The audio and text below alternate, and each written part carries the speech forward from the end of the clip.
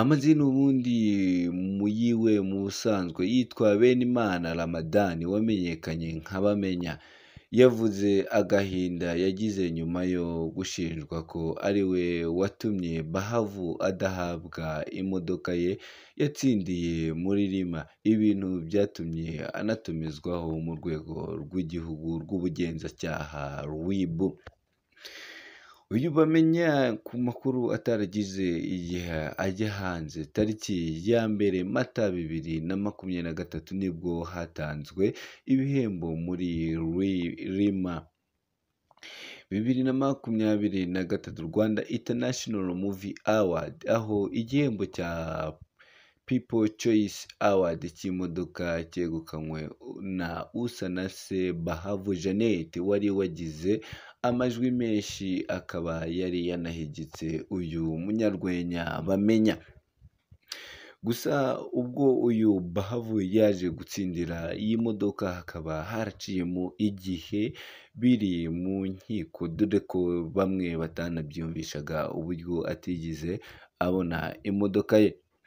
Gusa iyi modoka ntabwo yahise ayihabwa uyu Bahavu, aho yahise yiyambaza urwego rw'ubugenzacyaha RIB ngo rumufashe. Nabwo bafashe igihe kinini kuko hari ibyo batumvikanagaho n'umuterankunga, aho we yavugaga ko atayigendamo iriho ibirango by'iyo sosiyete, ni mu gihe iyi sosiyete yavugaga ko ari yo masezerano bagirana na Rima. Ibi rero byasabye ibiganiro byinshi, ariko ku munota wa nyuma Bahavu yemeye gufata iyi modoka y'agaciro ka miliyoni 12 z'amafaranga y'u Rwanda iriho ibirango, yayishyikirijwe tariki ya 15 Gicurasi 2023. Ubwo ibi byose byabaga hagiye hasohoka inkuru nyinshi, aho bamwe bavuga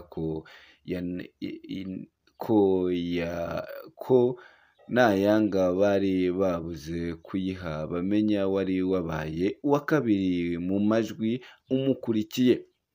Mu kiganiro kirambuye cyane Bamenya yahaye ikinyamakuru Isimbi, yavuze ko abantu bamwitwayeho umwikomo, ko yari abyihishe inyuma, ibintu avuga ko atari byo cyane, ko iyi modoka bavuga ko yarwaniraga iyo agendamo iyikubye kabiri ku giciro.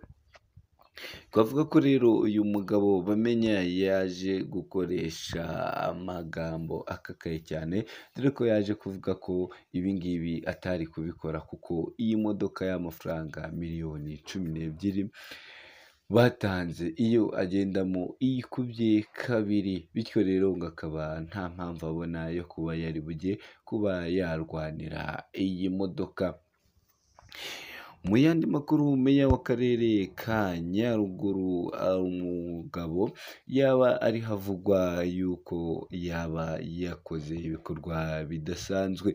Ibi bije rero aho uyu mugabo w'akarere ka Nyaruguru kabarizwa mu ntara y'Amajyepfo akomeje gushimirwa igikorwa yakoze cyo kuyamba abana b'abanyeshuri bari bagiye ku ishuri, akabaha lifuti.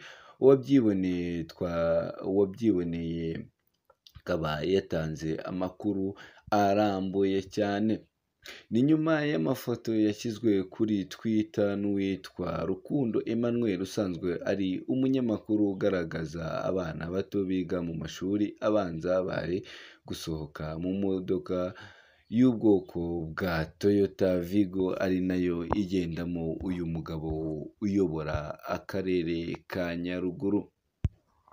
Twavuga ko rero ibi ngibi kugira ngo bibe byabasha kugenda bitungura abantu benshi, ni nk'aho nyuma aho bavugaga ko abagabo benshi bagenda baza hano mu gihugu, cyane cyane nk'abayobozi, abenshi usanga ni bagenda batagaragara mu bikorwa nk'ibi ngibi byo kuba bakora nk'iki gikorwa uyu mugabo yaje kugaragara, dore ko cyaje no gutungura abantu benshi cyane k'uyu mugabo uyobora akarere ka Nyaruguru waje guha lifuti aba bana b'abanyeshuri, naho bamwe bakaba bagiye bavuga ko ibi ngibi bitari ibintu birenze cyane, dore ko bavuga ko ari ibintu biri no mu nshingano ze.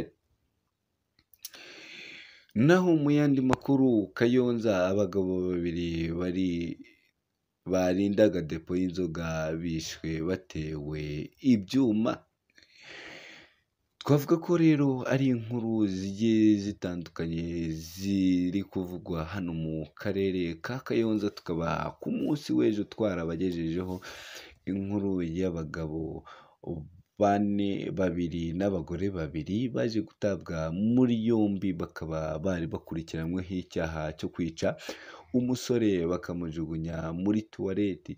Ubu rero hano mu karere ka Kayonza hakaba hari kuvugwa n'abandi bantu babiri baje kwitaba Imana, bari bashinzwe umutekano. Twavuga ko rero ari ibintu bikomeje kugenda biba bibi, dore ko n'aha ngaha mu ntara y'Uburasirazuba mu karere ka Rwamagana naho hari kuvugwa wari ushinzwe umutekano nawe waje kwicwa. Ibi rero twavuga ko rero ari amakuru atari meza hano ku baturage batuye akarere ka Kayonza, dore ko bamwe